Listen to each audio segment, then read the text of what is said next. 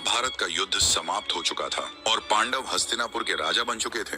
एक दिन श्री कृष्ण ने युधिष्ठिर से कहा, धर्मराज, आपने हमेशा धर्म के रास्ते पर चलने की कोशिश की है, लेकिन क्या आपको सच में लगता है कि आप धर्म को पूरी तरह समझ पाए हैं? युधिष्ठिर चौंक गए और बोले, माधव, मुझे तो आप ही ने धर्म का ज्ञान दिया है, क्या मुझसे कहीं कोई गलती हो गई? श्री कृष्ण मुस्कुराए और बोले, धर्म की असली परीक्षा तब होती है जब हालात ऐसे हों कि सही गलत में फर्क करना मुश्किल हो।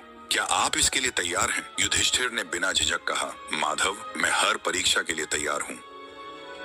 फिर कुछ समय बाद एक दिन एक छोटा कबूतर उड़ता हुआ युधिष्ठिर के पास आया और घबराते हुए बोला, राजा जी, मेरी जान खतरे में है। एक गिद्ध मेरा पीछा कर रहा है। मैंने किसी तरह भागकर जान बचाई है। कृपया किसी को मत बताइए कि मैं कहाँ हूँ। कबूतर भागकर एक झाड़ी के पीछे छिप गया। कुछ ही पल बाद एक बड़ा गिद्ध वहां आ पहुंचा और गरजते हुए बोला, राजा युधिष्ठिर, मैंने सुना है कि आप कभी झूठ नहीं बोलते। क्या आपने एक कबूतर को इधर आते देखा है? अब युधिष्ठिर धर्म संकट में पड़ गए। अगर वह सच बोलते तो कबूतर की जान चली जाती, लेकिन झूठ बोलना उनके सिद्धांतों के खिलाफ था। कुछ देर सोचने के बाद युधिष्ठिर ने जवाब दिया, मैंने यहाँ किसी को आते हुए नहीं देखा। गिद्ध को लगा धर्मराज कभी झूठ नहीं बोलते और गिद्ध वहां से चला गया और कबूतर की जान बच गई। लेकिन युधिष्ठिर सोच में पड़ गए, क्या उन्होंने सही किया? उसी वक्त श्री कृष्ण प्रकट हुए और कहा, धर्मराज, क्या आपको लगता है कि आपने सही किया? युधिष्ठिर बोले, माधव, मैंने झूठ बोला जो अधर्म है, लेकिन मैंने एक निर्दोष की जान बचाई।